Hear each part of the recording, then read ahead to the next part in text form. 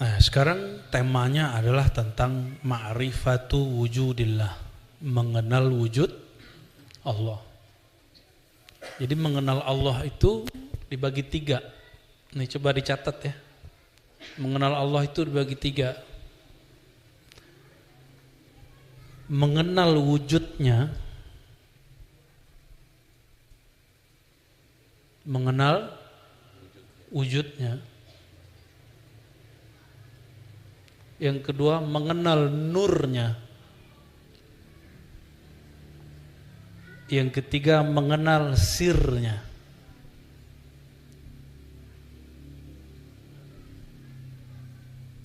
Yang boleh dibagi, jadi semenjak 2022, habis lebaran, sebelum lebaran malah, bulan puasa, resmi pengajian ma'rifat pertama dan ketiga ditutup. Disisakan yang nomor 2, ma'rifat nurnya. Ya. Jadi yang pertama saya sudah nggak buka lagi, nggak bahas lagi. Yang apalagi yang ketiga, ya, sir. Dan itu kurikulum para kekasih-kekasih Allah, kalau mereka ketemu, mereka selalu ngobrolin yang tiga itu, nggak keluar dari itu. Kita kalau seneng seseorang yang diomongin apa, Bang Dik? Cantiknya, baiknya, sifatnya, wujudnya, rahasianya, kebiasaannya. Karena kita sayang sama orang itu. Kalau kita cinta kepada Allah, maka orang yang cinta kepada Allah itu yang dibicarain ya tiga itu aja tuh. Wujudnya, wujud itu kaitannya dengan zat. Nur itu kaitannya dengan sifat-sifat. Dan yang terakhir itu makrifat, gabungan dari beberapa makrifat sir yang ada di dalam ruh kita. Dia punya suatu library yang disebut sir. Sir itu punya, kalau di library, di perpustakaan ada rak-rak gitu ya. Ini rak ma'rifatul zat, ma'rifatul sifat apa. Jadi obrolannya itu semua. Namun karena pandemi sudah berakhir, ilmu itu ditutup dulu sementara. Ya. Karena setiap kali saya mau bicara itu juga nggak bisa bicara, tiba-tiba kali aja kemana gitu. Jadi hati itu nggak mau, dia nggak ridho. Nah, yang diizinkan nomor 2, karena nomor 2 itu An-Nur itu sudah ada sebagian pembahasannya di ilmu akidah dan mendalam di kalangan ahli tasawuf yang kitab-kitabnya sudah berkembang. Salah satunya kitab Ibnu Athaillah. Ya. Apa kata Imam Athaillah? Mimma yadulluka, di antara yang menunjukkan, dalil yang menunjukkan engkau terhadap wujud kehebatan Allah, wujudi qahrihi ta'ala. Jadi betapa hebatnya Allah, gitu maksudnya. Engkau terhalang menyadari wujudnya dengan sesuatu yang wujud yang menghalangi itu tidak ada di sisi Allah. Nyambung nggak? Ulangi ya, ulangi. Sebenarnya beberapa hal harus pakai whiteboard, cuma saya lagi malas saja pakai whiteboard. Allah wujud nggak? Dulu Allah sendiri apa sudah ada makhluk? Sekarang Allah masih sendiri nggak? Oke? Allah masih esa nggak sekarang? Betul nih. Antum ada kan? Kita wujud nggak? Kita wujud. Allah wujud. Apa bedanya? Dia benar-benar wujud dengan zatnya sendiri, sedangkan kita diwujudkan oleh selain diri kita. Maka dibagi 2 wujud. Nah, ini buat peta di pikirannya. Nanti lain kali bawa note ya. Bawa note. Ada wujud wajibul wujud yang dia wujud dengan zatnya sendiri. Ada yang wujud bi ghairihi, bukan dengan zatnya tapi dia diwujudkan oleh yang lain. Nah, kita wujud sendiri atau diwujudkan oleh yang lain? Langit? Malaikat? Aras? Jadi nggak usah debat Allah di aras apa bukan. Kenapa? Aras itu diwujudkan, berarti tadinya ada nggak? Terus kenapa orang debat Allah bertempat di aras atau bukan? Itu perdebatan kurang level. Kita sekarang nggak debat begitu lagi, bro. Ya, kenapa? Kita sepakat bahwa aras itu ciptaan Allah, betul? Dan Allah tidak mungkin menempel pada sesuatu yang menjadi ciptaan Dia. Allah tidak ada bersama yang Dia ciptakan. Nah, jadi aras itu ada nggak? Tapi Dia ada. Kan? Nah, maka ada wujud yang mutlak yaitu zat Allah. Ada wujud yang tidak mutlak, yang wujud yang dibuat.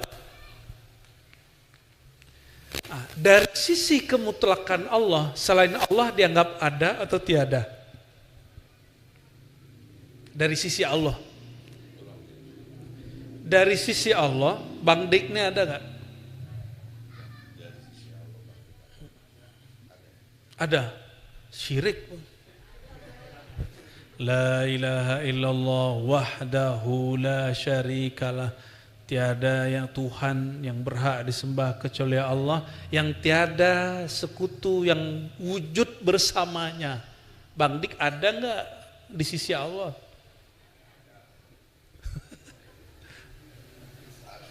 Salah. Gimana? Ini ahlu sunnah loh ini bukan bid'ah ini. Bukan wahdatul wujud nih, bukan. Kita nggak lagi wahdatul wujud. Bukan ini nggak perlu pakai Ibnu Arabi yang begini-ginian. Ini ahlu sunnah ini. Dari sisi zat Allah, selain Allah dianggap tidak ada. Tapi dari sisi kita ada, Allah bisa bedain nggak? Tauhid kita sekarang baru tauhid versi diri kita, belum tauhid menurut Allah. Nah, aliran-aliran seperti Ibnu Arabi, Al-Hallaj, Syekh Siti Jenar menentang itu, cuma mereka mungkin ada kalimat yang kurang pas. Akhirnya dibid'ahkan sebagian ulama, padahal mereka bukan ahli bid'ah. Ya. Saya sedih sekali ketika ada beberapa ulama baik di Indonesia ataupun jiran mengatakan Ibnu Arabi itu Syiah. Ada lagi yang memfatwakan Ibnu Arabi itu sesat. Itu saya sedih sekali. Kenapa? Ulama kok jahil? Ulama kan artinya orang berilmu. Paham gak maksudnya? Ulama orang berilmu gak? Kalau dia berilmu banyak baca kitab. Kalau dia punya baca kitab berilmu, dia punya sanad. Indonesia ulamanya banyak ngaji ke Timur Tengah. Di Mekah itu ada namanya Sayyid Muhammad Alawi Al-Maliki. Sering dengar? Ya, yang di Rusaifah. Sayyid Maliki ini, Sayyid Muhammad Al-Maliki, kalau nulis silsilah Sunan At-Tirmizi, kitab hadis keempat dalam kajian Ahlus Sunnah, itu silsilah sanadnya melalui Imam Ibnu Arabi. Gimana? Sesat nggak Said Muhammad Alawi? Dan yang saya sedih, kok ada sebagian orang yang ngaku murid Said Muhammad Alawi menyesatkan Imam Ibnu Arabi. Itu udah jahilun murakkabun, itu udah jahil, udah nggak ngerti dia dirinya jahil. Dia harus insaf itu. Kenapa? Sama saja dia mengatakan guru dia sesat karena bersanad kepada imam yang sesat. Jangan sampai ada begitu di kita, ya. Menganggap seorang tokoh sesat padahal silsilah ilmunya dari situ. Di Indonesia ada namanya Syekh Ihsan Jampes Kediri. Pernah dengar? Ihsan Jampes, baru dengar? Baru dengar. Mu'alaf juga dirimu nih. Syekh Ihsan Jampes ini itu gurunya Syekh Yasin Al-Fadani di Mekah. Itulah yang membawa silsilah Imam Ibn Arabi ke tanah Jawa, ke Nusantara ini. Maka jika disebut ahli sunnah, salah satunya lewat jalur beliau.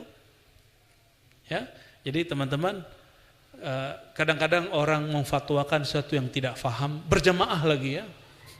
Nah, ini harus direvisi. Fatwa itu tidak suci, jika salah harus kita tentang. Ya, jika salah mesti kita kritisi. Siap nggak mengkritisi fatwa yang salah? Harus ya.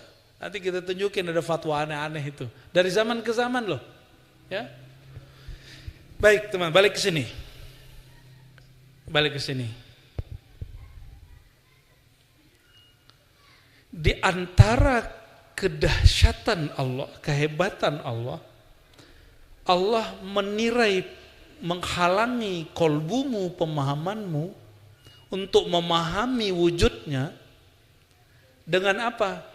Dengan sesuatu yang wujud itu tidak ada bersamanya. Nyambung nggak? Mulai nyambung.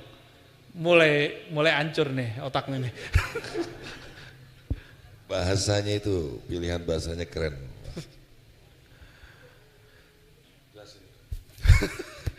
Aras itu makhluk. Kursiul wasi'u kursiyuhus samawati wal ard. Maha luas kursi Allah. Langit makhluk. Oke, surga makhluk. Neraka baru kenceng nih makhluknya. Surga ingatnya kawin ya. Itu semua makhluk dan orang terhalang untuk menembus kesadarannya bertuhan karena si makhluk-makhluk itu. Maka di kalangan ulama kita ada dua aliran, ada ahli kalam, ahli akidah, ada ahli ma'rifat. Kalau ahli kalam membuktikan wujud Allah dengan alam. Dengan adanya, apa buktinya ada Allah?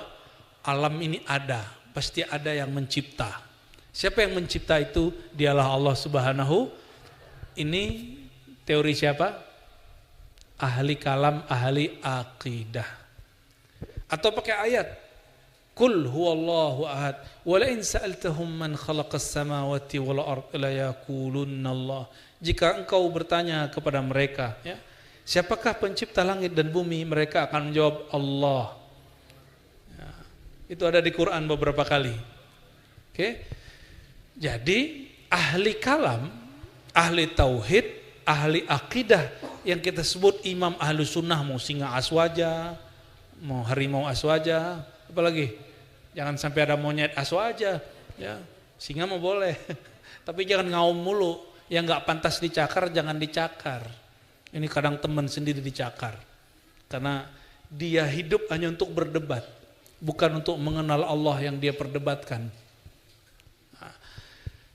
Ada kelompok kedua, ini Ibnu Taimiyah sendiri yang mengatakan, orang yang mengenal Allah tidak perlu dengan wujud alam, yang alam ini tidak ada bersama Allah. Aras alam, langit alam, gunung alam, matahari alam. Kalau kelompok pertama tadi, gimana cara membuktikan wujud Allah? Lihatlah langit, bumi, matahari, semuanya ada karena diadakan Allah. Ini ilmuwan ahli kalam. Kalau ahlu sunnah yang ahli ma'rifat gimana ngomongnya? Kata Ibnu Taimiyah, kenapa engkau membuktikan wujud Allah dengan sesuatu yang tidak ada wujudnya bersama Allah? Alam ini dia tidak pernah menyekutui wujud Allah, tidak pernah membersamai wujud Allah, karena Allah dulu sendiri, sekarang tetap sendiri, sampai nanti sendiri. Dia dulu Esa, sekarang Esa, sampai nanti Esa. Maka cara mewujudkan Allah gimana? Cara membuktikan wujud Allah gimana? Buktikan wujud Allah itu dengan wujud dia sendiri, dengan sifat dia sendiri.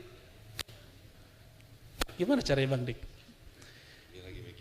Buktikan Allah itu ada dengan sifat wujud Allah itu sendiri. Gimana? Tubuh ini, oke, ada rambut di situ, betul? Rambut. Rambut ini tumbuh nggak? Bang Dik pernah nggak menumbuhkan rambut? Nggak pernah? Nah, ini mengenal sifat Allah ini macam-macam. Ambil satu sifat saja, muhyi dan mumit. Allah yang maha menghidupkan dan mematikan. Bukti Allah itu ada. Bukan saya yang menciptakan diri saya sendiri. Bahwa sifat hayat dia, sifat dia menghidupkan, mematikan, nyata pada diriku. Bahwa rambut ini tidak pernah aku tumbuhkan, dialah yang menumbuhkan. Dan rambut ini tumbuh karena keberkahan daripada hembusan sifat hayatnya. Selesai. Gimana Bang Dik? Sesat nggak tuh? Jadi kita nggak perlu kemudian melihat matahari kejauhan. Ya. Rasakan efek sifat Allah itu pada diri kita sendiri. Rasakan efek perbuatan Allah itu pada diri kita sendiri. Itu level 1. Baru level 1 tuh. Ya, baru level 1 ya, baru di sifat-sifat yang standar lah dikenali orang. Kalau ahlullah mereka lebih kepada yang lanjutannya lagi, ya zauq, dengan rasa. Ya. Kira-kira maka Imam Ibnu Abbad ya, apa kata beliau? Ini salah satu Imam Syazili ya. Annama siwallah, ini kesepakatan ahli ma'rifat dari kalangan ahli sunnah. Annama siwallah admun mahdun min haitsu zatih. Selain Allah itu dianggap tidak ada sama sekali dari sisi Allah. Bukan dari sisi Bang Dik, bukan dari sisi saya. Teman-teman ini ada enggak di sisi Allah? Tapi dari sisi teman yang lain, dari sisi wujud si hamba, maka alam ini ada. Tapi dari sisi wujud Allah, alam ini tiada. Saya mau tanya, setelah Allah menciptakan alam, Allah berdua enggak dengan alam? Ini pertanyaan jebakan. Allah dulu sendiri, benar? Lalu Allah menciptakan alam. Allah jadi berdua enggak? Tetap sendiri? Antum sahih akidahnya ya. Nanti kalau ditanya sama malaikat mungkar nakir, man rabbuka? Jawabnya kenceng itu. Ya. Allahnya kenceng itu, kaget nanti malaikat mungkar nakir. Insya Allah. Apa dalil dari kalam ini? Surah ayat 88. Kullu syai'in halikun illa wajhah. Segala sesuatu binasa kecuali wajahnya. Maka Bang Dik, kalau lagi melihat peran Allah pada si rambut, itu lagi nyaksiin wajah Allah. Maka wajah, ini yang masih boleh dijelaskan. Wajah Allah itu dilihat dari dua sisi. Tolong dihafalkan, satu wajah uluhiyah. Coba, wajah yang disebut wajah mana? Ini, apa ini? Maka wajah itu sesuatu yang ditatap, itu wajah namanya. Apa yang diartikan wajah? Sesuatu yang ditatap. Sudah? Oke? Oke. Yang disebut wajah uluhiyah, wajhullah. Wajhullah disebut wajhullah, wajah uluhiyah. Ada dua, wajah uluhiyah, wajah rububiyah. Uluhiyah itu Allah menatap kepada dirinya sendiri. Di saat Allah menatap dirinya sendiri, maka keluarlah ayat ini. Segala sesuatu binasa kecuali hanya wajahnya. Ini wajah disebut wajah uluhiyah. Bukan wajah begini, bukan. Wajah di situ bisa diartikan zat. Bisa diartikan apa? Zat. Segala sesuatu binasa kecuali zatnya. Maka Allah menatap zatnya, itu istilahnya apa? Wajah uluhiyah. Ulangi. Allah menatap zatnya disebut apa? Karena Allah menatap zatnya, maka yang lain selain dia binasa. Paham? Oke. Ketika Bang Dik melihat rambut yang tumbuh, ya, tubuhnya bukan tumbuh tapi maju ya, perutnya. Ada kemajuan perut. Jadi tubuh kita bukan lagi naik tapi mengembang ya. Betul ya? Tapi kuku kalau dipotong tetap aja tumbuh terus kan? Maka di saat kita menatap, ini bukan aku yang menumbuhkan, ini Allah yang menumbuhkan. Kita sedang menatap salah satu sisi dari wajah Allah, tapi bukan wajah uluhiyah. Karena sudah ada tubuh ini, sudah ada rambut. Apa itu? Wajah, sifat dan perbuatannya, yaitu Al-Muhyi wal-Mumit, yang maha menghidupkan, yang maha mematikan. Jadi yang disaksikan tetap Allah. Ahli kalam memandang tubuh, dia terhijab oleh tubuh ini. Tapi ahli marifat lihat tubuh, bukan tubuh yang terlihat, perbuatan Allah yang terlihat, sifat Allah yang terlihat. Yang dipandang sama, tapi cara pandang berbeda. Sama-sama ngeliatin Bang Dik. Kalau saya ngeliatin Bang Dik kayak abangku. Tapi kalau mas-mas ngeliat Bang Dik apa? Apa artis gitu ya? Orang gendut gitu ya? Kalau mbak-mbak apa nih? Aku rela yang jadi yang ketiga, yang keempat gitu ya. Mohon maaf, canda. Allahumma sholli ala Muhammad wa ala alihi wasallam. Enggak berat toh pengajian malam ini? Berat. Ini yang masih boleh di sharing. Yang boleh ini kita ulang terus biar rohani kita bahagia. Ya. Ciri-ciri cinta kepada Allah, duduk ngapain? Ngomongin Allah. Ya. Ngomongin Allah, nggak ngomongin apa-apa. Ya sesekali ngomongin yang lain. Ahlullah itu kemana aja diduduk dia ngomongin Allah. Ya. Atau ngomongin kekasih Allah, ngomongin pewaris ilmu kekasih Allah. Maka doakan nanti teman-teman ribat sebagian ya besok perjalanan 100 hari ayahanda saya dan sekaligus ziarah ke silsilah Thariqat Naqsyabandiyah di Sumatera ya, Sumatera Barat khususnya. Doakan kami lancar-lancar aja. Karena di sana sini tentu ada saja kendala pastinya. Karena orang-orang Sumatera Barat khususnya belum terbiasa dengan tradisi ziarah. Gak kayak orang Jawa, orang Banten, orang Sunda itu dengan ziarah itu udah biasa. Seneng kalau mbahnya, gurunya diziarahi. Kalau ini malah enggak, kita ziarahin malah dihalangin kadang sama anaknya, keturunannya. Itu kita juga bingung. Loh kita mau menziarahi ulama kita yang merupakan kakek dia, ya mungkin atuk dia, tapi dia malah kemudian menghalang, kita juga heran ya.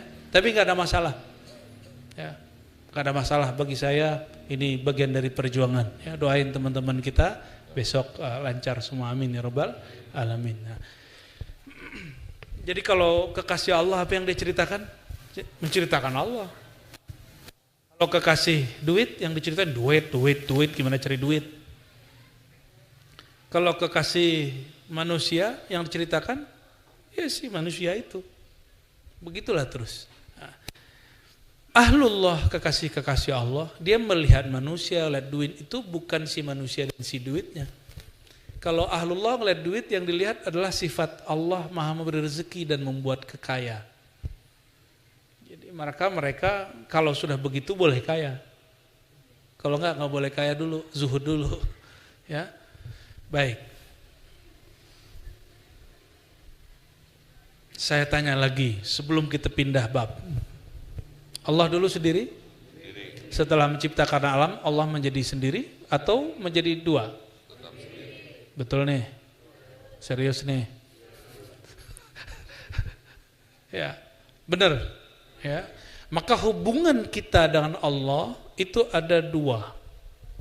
Ini yang kita ulang, mungkin saya ngulangnya udah puluhan kali. Surat Shad ayat 27, surat Shad 72 ya. Surah Al-Hijr ayat 27 ya. Bahwa Allah itu hubungannya dengan kita dua.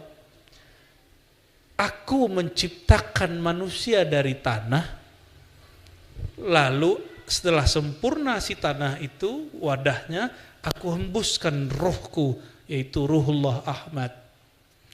Maka untuk mendekat kepada Allah ada dua jalur, satu penciptaan, satu hembusan. Penciptaan itu jalurnya menjalankan syariat.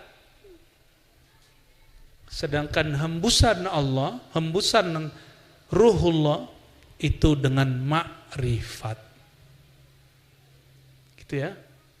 Emang malam ini agak sedikit berat ini. Jadi kita kalau ke Allah gimana cara hubungannya?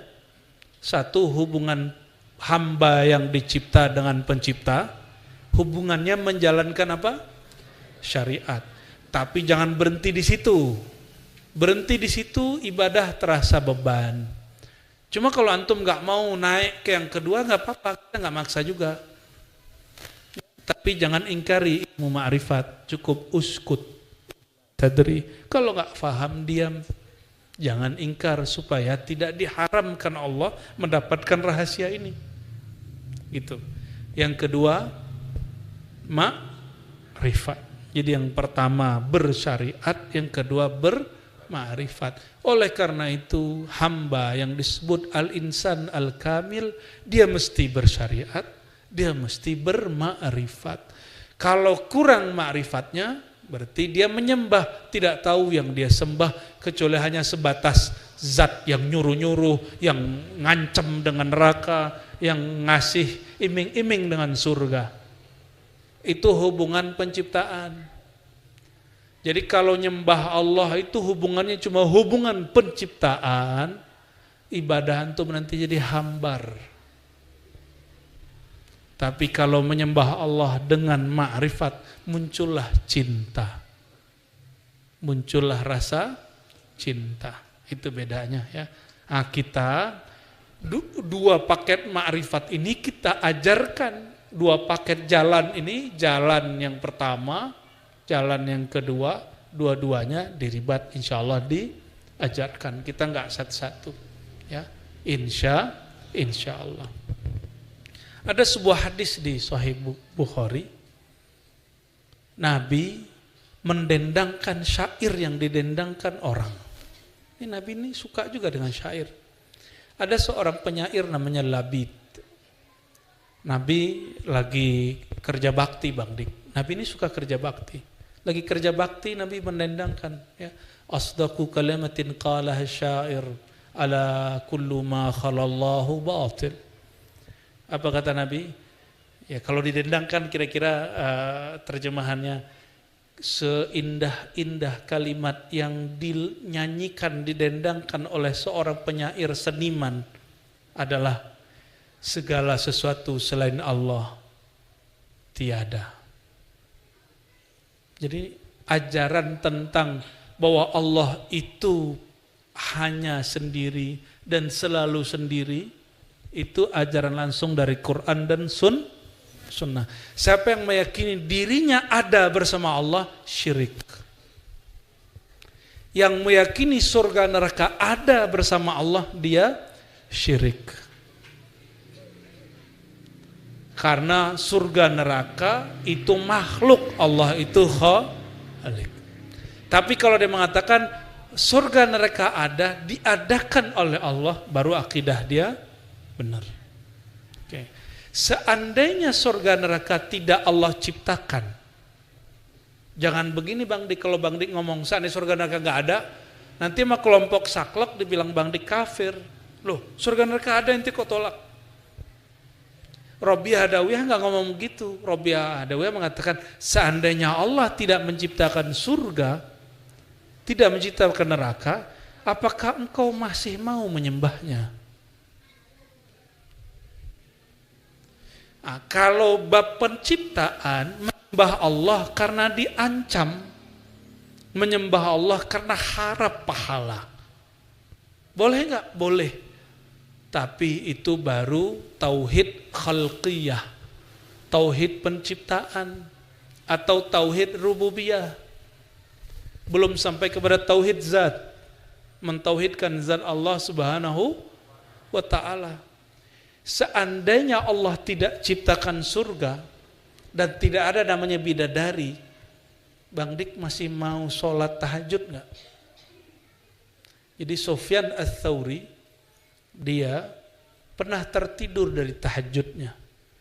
Ketika bangun, udah subuh. Itu bangun, dia nangis. Karena dalam tidurnya dia bertemu sosok bidadari.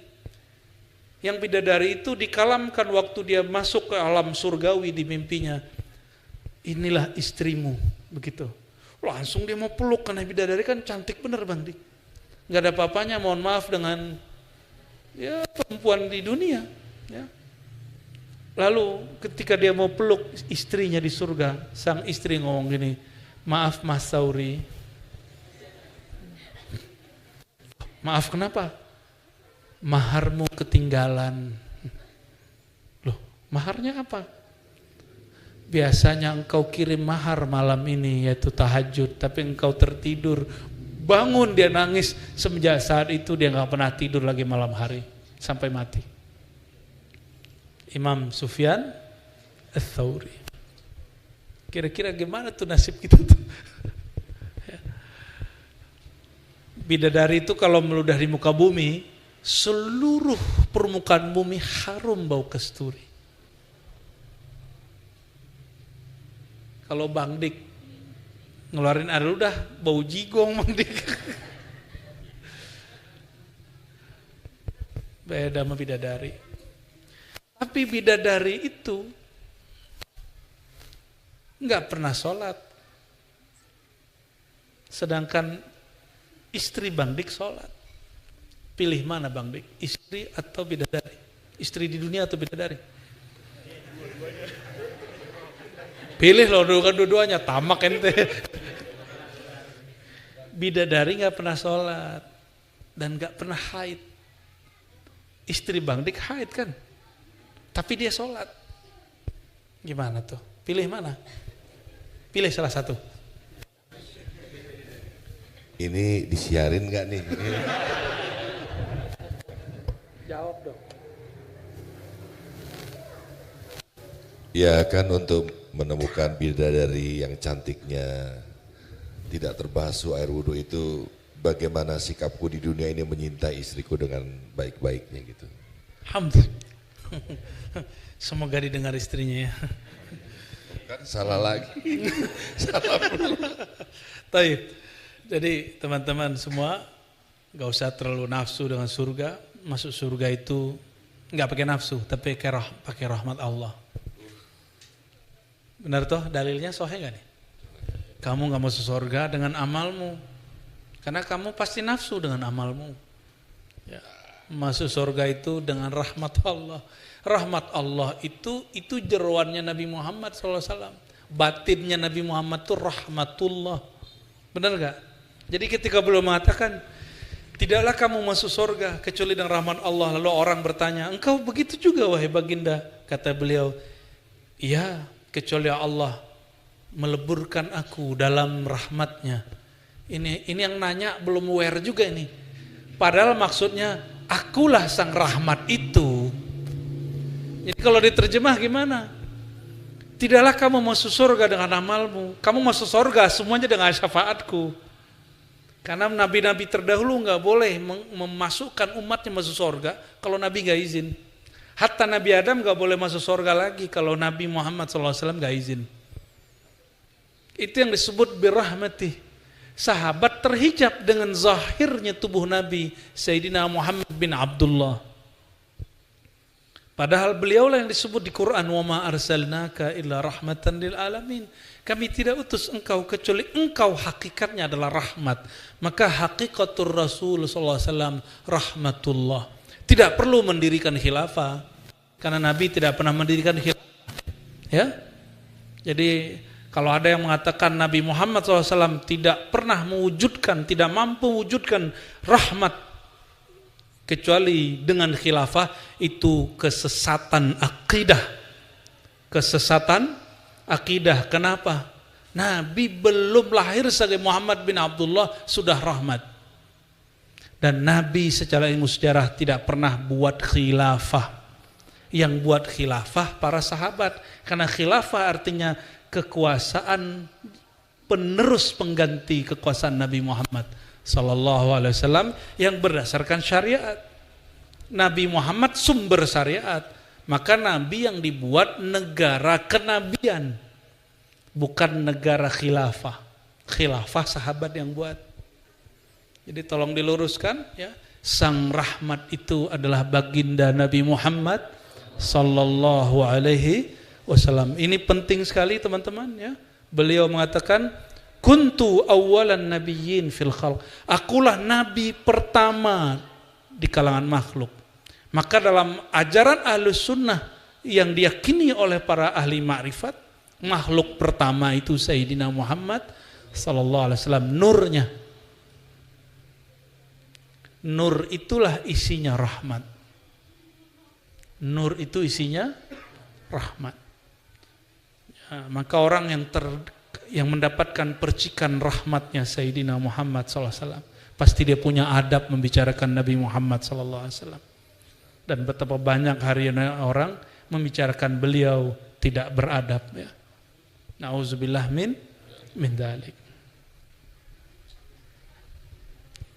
Saya mau tanya Bang Dik, dari sisi Allah, selain Allah tiada, tapi dari sisi makhluk, ada wujud makhluk, ada wujud Allah. Oke. Lalu ada ayat la tudrikuhul absar, surah Al-An'am. Dia tidak dapat dicapai oleh pandangan, benar? Tapi dia meliputi semua pandangan. Terus gimana dengan Nabi Muhammad SAW di malam Mi'raj? Katanya memandang Allah.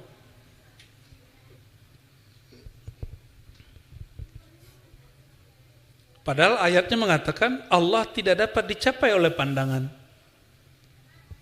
Gimana? Nyambunginnya gimana? Ayo, konek ya? Nyambung? Surah Al-An'am menyebut Allah tidak dapat dicapai oleh pandangan.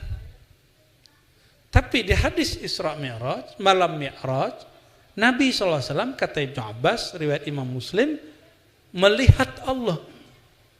Nanti kita di surga juga akan melihat Allah. Akidah Syiah yang cenderung ke Mu'tazilah, dan Mu'tazilah semua dan Qadariyah mengatakan mau dulu Nabi Muhammad SAW ataupun nanti di surga itu selama-lamanya tidak dapat melihat Allah. Itu akidah mereka. Sedangkan akidah Ahlus Sunnah, Allah itu ada atau bukan? Kullu mautin sahha ayyura. Ini kalam Imam Asy'ari.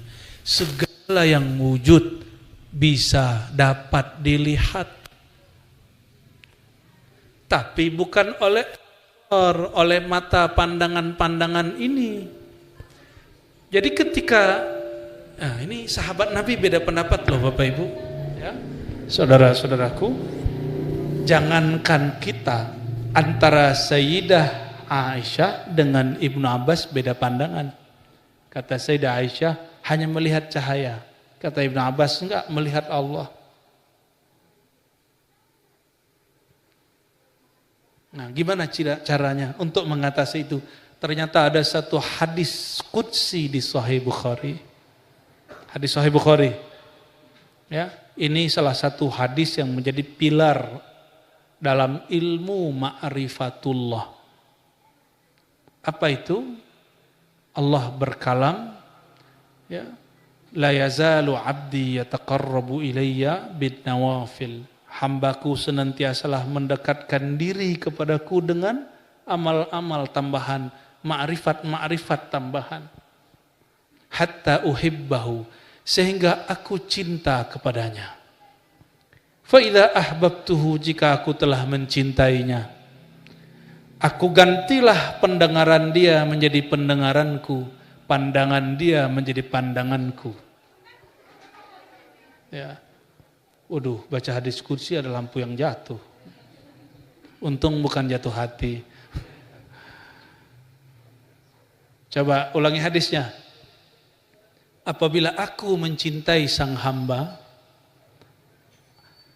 aku ubah pendengarannya menjadi pendengaranku, pandangan dia menjadi pandanganku. Oleh Imam Hakim Tirmizi, beliau punya sanad sendiri kepada Rasulullah, ditambahin fuadnya berfikir, bertafakkur itu dengan fuadku, kalamnya berkalam dengan kalamku. Apa maksudnya?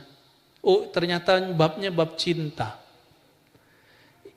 Allah kalau jatuh cinta kepada hamba, maka hambanya disebut Habib, Al-Habib. Yang bergerak Al-Habib secara mutlak hanya Sayyidina Muhammad SAW. Habib-Habib hari ini cuma dapat berkah darah sang Al-Habib.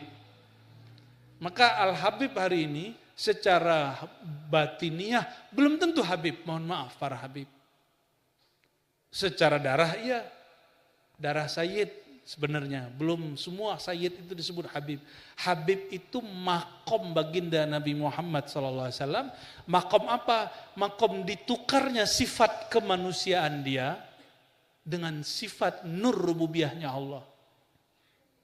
Sehingga dia memandang bukan lagi dengan pandangan dia, tapi Allah lah yang memandang saat itu. Kenapa? Jika telah nyata Allah pada seseorang, dia tidak lagi memandang dengan matanya. Tapi Allah lenyapkan mata dia, Allah lenyapkan pandang dia. Yang memandang saat itu hanya Allah. Di saat itu baru kita faham.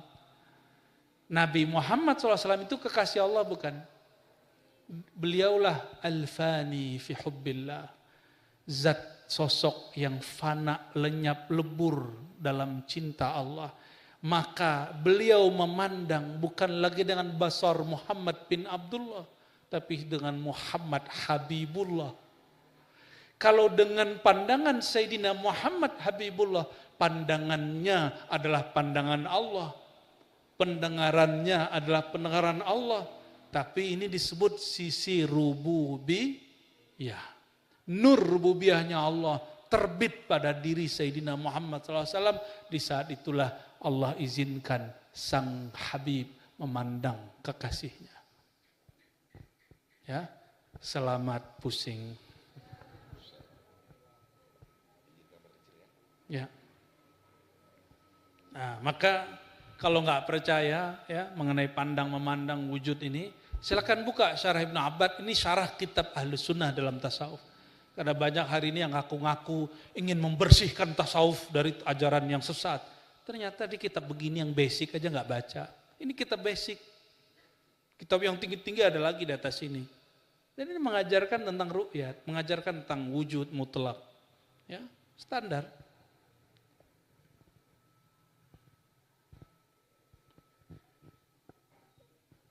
Imam Syazili, kakek guru dari Ibnu Athaillah, pernah mengisahkan tentang dirinya dileburkan ke dalam nur sang Habibullah. Jadi yang boleh memandang Allah kan cuma kekasih, yaitu Sayyidina Muhammad SAW. Maka at-tariq al-wahid fi ru'yatillah al-fana fi hubbi habibillah.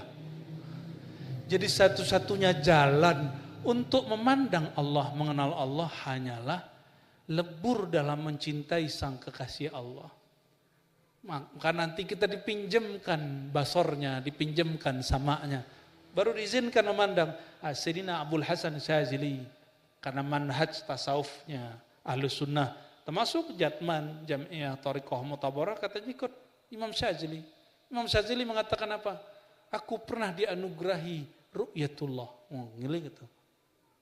Ada di sini dengan lafaz yang lebih vulgar lagi ya. Kalau di kitab At-Tanbih Syarah Hikam Thailah ada di halaman 220. Ya. Qawiya alaih syuhud marrah. Penyaksian terhadap Allah begitu kuat rasanya pada diriku. Lalu aku bermohon, fasa'altuhu ayastura dzalika anni. Lalu aku bermohon, ya Allah, tutuplah musyahadah memandang ini daripada engkau. Gak usah. Faqila li, tapi tiba ada yang membisikkan. Kalau engkau meminta kalamnya Musa, ruhnya Isa, pilihannya Sayyidina Muhammad, itu baru bermasalah. Tapi mintalah ayyuqawwiyaka, untuk menguatkan engkau dalam cinta kepadanya. Baru sanggup memandang Allah Subhanahu wa ta'ala. Maka saya boleh buat satu kaedah, ya. Kesiapanmu, ya, ista'daduka li ru'yatihi, kesiapanmu untuk memandangnya bergantung kepada isti'daduka li mahabbati habibihi atau li hubbi habibihi. Sejauh mana engkau mencintainya, sejauh itulah hakmu memandang Allah. Jadi nanti di akhirat kan ada salah satu surga memandang. Surga itu ada surga syahwat, kawin sama 72 bidadari. Mau gak? Jomblo-jomblo? Mau? Mau ente? Satu aja belum, ya. Kuat gak tuh 70 ntar? Ini 70 loh, belum lagi dayang-dayangnya itu. Itu 72 itu ratu semua. Ya. Tapi Allah yang menciptakan bidadari itu lebih indah. Maka ketika ahli surga sudah jenuh dengan nikmat surga, mereka bertanya, siapakah yang punya surga ini? Maka diizinkanlah sebagian mereka yang sudah bermakrifat waktu di dunia untuk bertemu Allah waktu petang dan sore, petang dan pagi. Diizinkan. Di saat mereka memandang, nah itu syaratnya tadi, itu memandangnya bersama baginda Nabi Muhammad, mesti lebur dulu dia ada makrifat Nabi Muhammad SAW. Oleh karena itu teman-teman, kullu haqiqatin batil. Semua ilmu hakikat batil illa haqiqah al-haqiqah al-Muhammadiyah, kecuali ilmu hakikat yang mengajarkan pintu hakikat melalui Sayyidina Muhammad sallallahu alaihi wasallam. Jadi kalau ada orang bilang enggak ada, langsung saja kepada Allah, itu makrifat syaitan. Itu makrifat syaitan. Semoga kalau ada yang sudah terlanjur begitu, dia surut. Dicek lagi apa yang salah di catatan dia dulu waktu ngaji makrifat kepada gurunya. Gak ada Muhammad katanya, Muhammad dalam diri kita. Itu su'ul adab itu. Ya. Walaupun betul nur Sayyidina Muhammad mengalir dalam diri kita, tapi kita bukan Muhammad. Sang Muhammad secara fisik Allah wafatkan beberapa abad lalu. Ya, secara nur tidak berhenti, tapi kita bukan Muhammad. Sang Muhammad kekasih Allah, kita belum pantas menjadi kekasih Allah. Ya, nah, maka harus beradab kepada beliau, ya, Sayyidina Muhammad sallallahu alaihi wasallam. Maka kita mengusahakan setiap kali menyebut nama beliau kita sebut Sayyidina, Maulana, ya.